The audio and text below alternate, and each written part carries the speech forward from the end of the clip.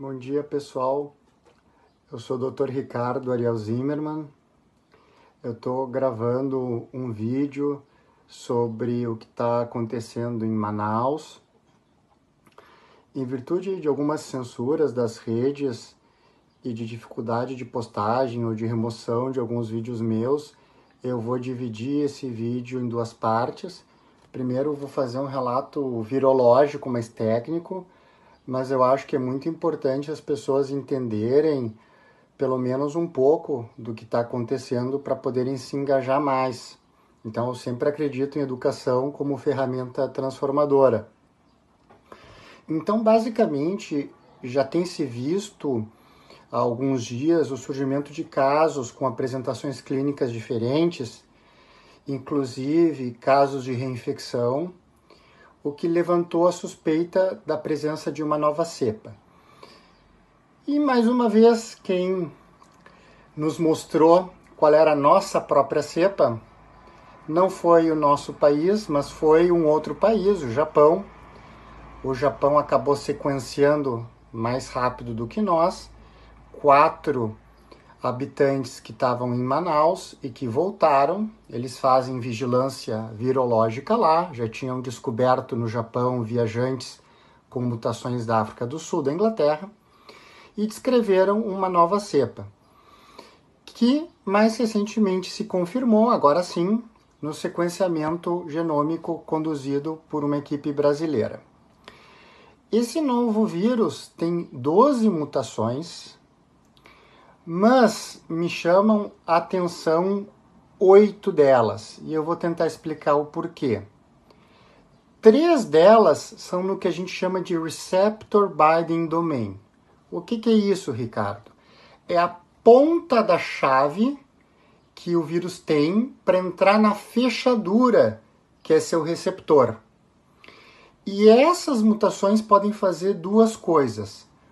Uma, aumentar a afinidade dessa chave pela fechadura, como se fosse uma cópia de chave feita no chaveiro melhor, não precisa dar aquela mexida, aquele tranco para a chave poder entrar e girar a tranca da porta, ou elas podem atuar fazendo com que a ponta da chave aponte para a fechadura, porque muitas vezes a ponta da chave está numa posição down, desligada, e essas mutações aumentam a probabilidade que a chave fique up, fique em pé para poder entrar na fechadura.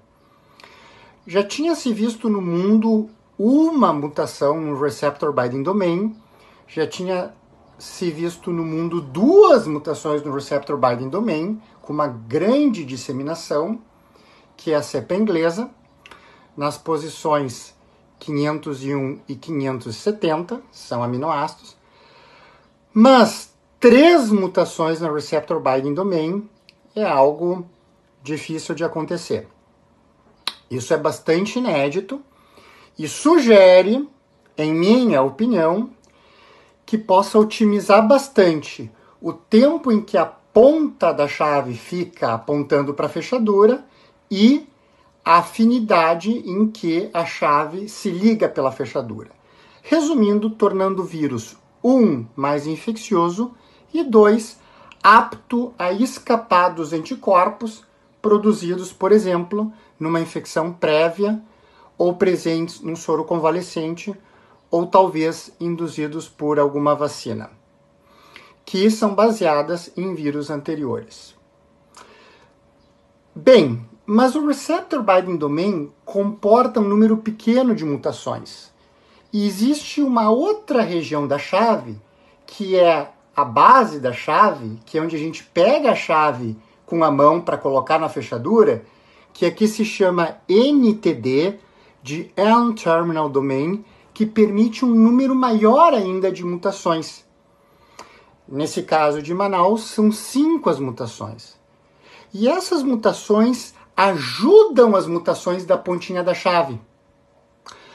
Ou porque elas também abolem anticorpos importantes que se ligariam na base da chave, seja por desaparecimento de sítios onde os anticorpos se ligariam, seja por permitir a caramelização da chave, tornando os anticorpos inaptos a passar por esse caramelo, por esse açúcar.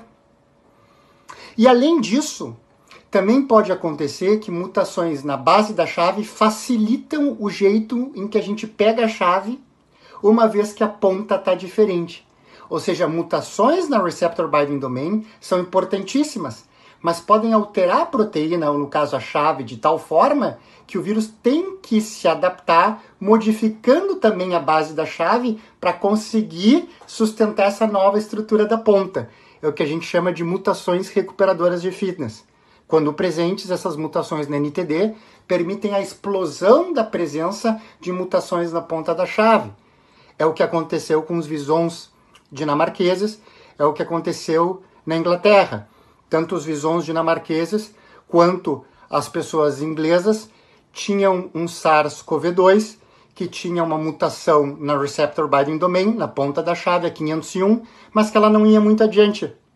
Quando surgiu uma mutação na NTD, na base da chave, mais especificamente uma perda de 2 aminoácidos na posição 69 e 70, se perdeu uma alça importante que era alvo de anticorpos, e aí se permitiu que aquele mutante que tinha alterações na ponta da chave e na base da chave fosse adiante. Hoje em dia, virtualmente, todos os mutantes de receptor binding domain da Inglaterra também têm mutações na base da chave.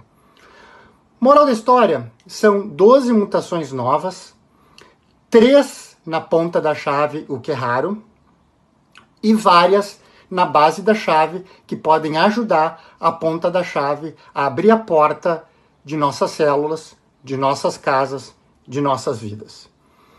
O tratamento precoce é resiliente a essas mutações, porque por mais mutações que o vírus acumule, a célula vai continuar produzindo interferon em resposta à ivermectina, em resposta à nitazoxanida, que é o que tem ação antiviral.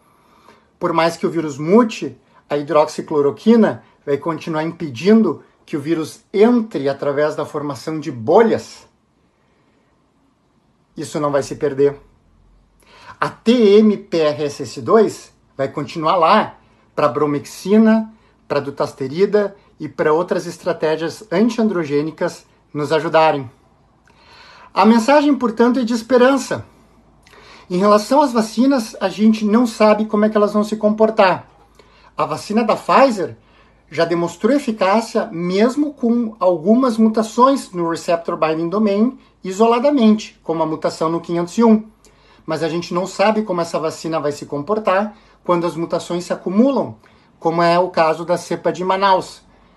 De qualquer forma, são interessantes as plataformas de vacina que são versáteis, ou seja, que a gente não precisa cultivar zilhões de vírus para depois ter que botar tudo fora e cultivar mais zilhões de vírus na medida em que eles mutam. Plataformas de vírus vetorados, plataformas de proteínas recombinantes, plataformas de RNA mensageiro parecem bem mais versáteis, em minha opinião. Eu sou o Dr. Ricardo, passando uma mensagem de otimismo. Em algum momento a gente vai vencer essa batalha. Muito obrigado por me acompanharem. Deus nos ajude. Boa sorte para todos.